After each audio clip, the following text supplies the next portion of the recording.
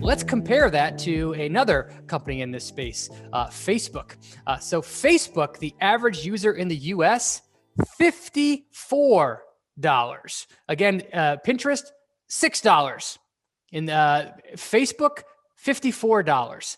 There's tremendous amount of room for this number to grow in the United States.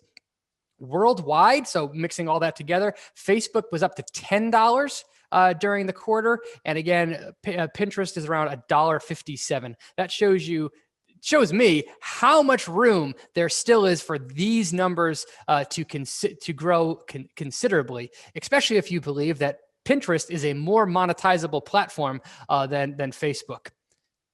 That might be a stretch to say, but I think there's lots of room for this number to grow for both domestically and internationally. Here's the numbers for the full year. Basically, thesis on track from a revenue perspective, thesis on track from a monthly active users perspective, thesis on track from an operating leverage perspective. So really great full year numbers. Digging a little bit more into the details, I realize there's a ton of words here. What you need to know is that they are trying to introduce new products that make the experience better for pinners. They're introducing products that make you able to tell stories. One of the things that they called out on the platform was they're going to really focus on how-to videos. They're making a big push into videos. I personally use YouTube all the time for how-to, like how do I change the air filter on my car, etc. That could be a major growth area for Pinterest, and they're investing accordingly to make it easy for content creators to put out that kind of content. That's pretty exciting. They're also investing to make it easier for advertisers to succeed. Brian, how about this? Helping advertisers reach new customers is essential to our mission. There's the mission word again. And they're also focused on making Pinterest far more shoppable. That is a major growth avenue for the company. So here's the quick thing on the story pins. They have all kinds of data in the shareholder letter about features that they're pushing out to make it easier for people to take new boards and to comment on friend posts. And I love this. So the shopping on Pinterest. To that end, pinners can now pivot into shop mode across all product categories, leading to a feed of shoppable product pins. All these efforts have resulted in strong growth in product-only searches, which have grown by 20x since the beginning of 2020. Product-only searches grew 20x in the period of a year. This is what the power of introducing new tools and features for advertisers is doing. They are clearly having immediate success as they're launching these new features. They had a great call out here where Made.com used their new automatic bidding tool, which created four times the amount of clicks and 80% decrease in cost per click. So that is huge ROI. If you are an advertiser, when you're allowed to show things like this, it just becomes a no-brainer to advertise on your platform when you can get that kind of ROI on your spending.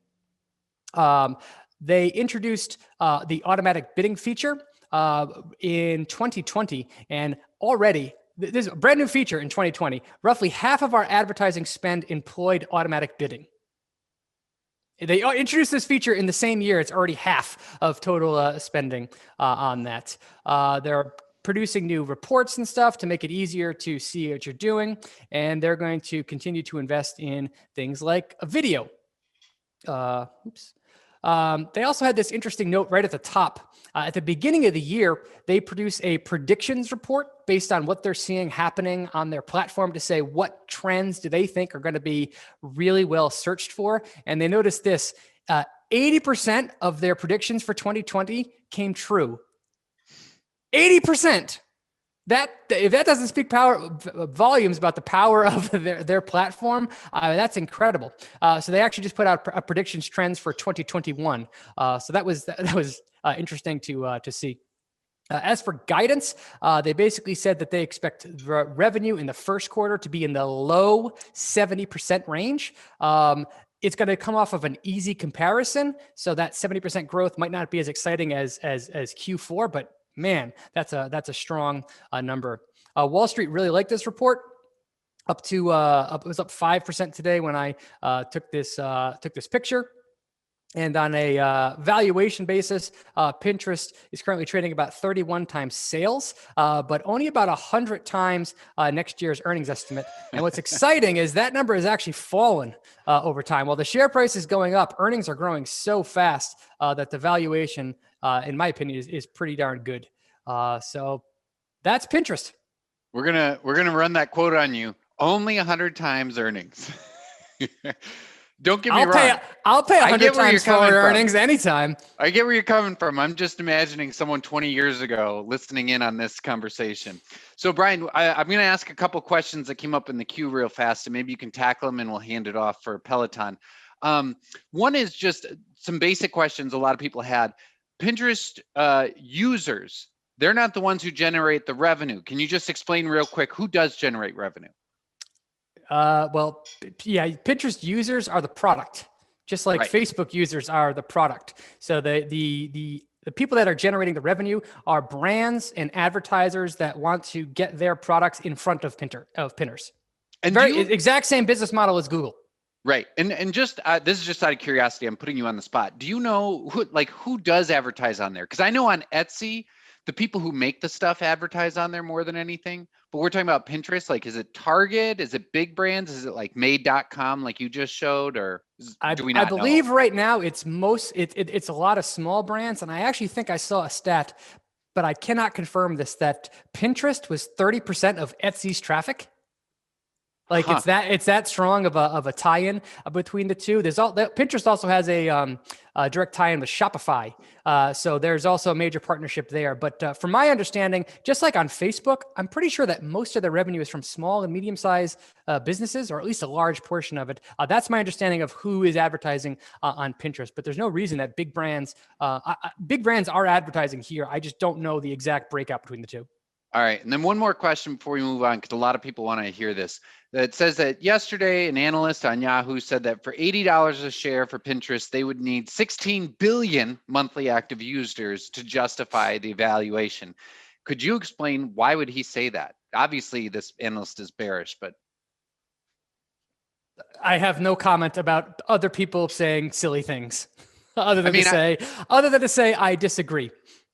And to your credit, people were saying that a year ago when this started, and what was it trading for a year ago? Like $20 a share?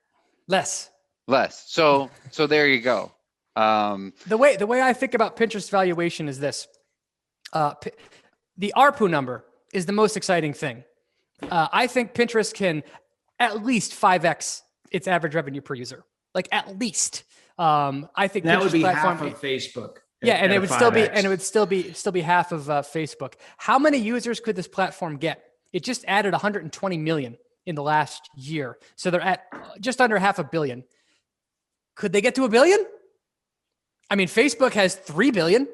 Could Pinterest be 1/3 as popular as Facebook? Okay, if you can buy that argument, could they double their user base and then 5x their average revenue per user? That would be a 10x growth in revenue.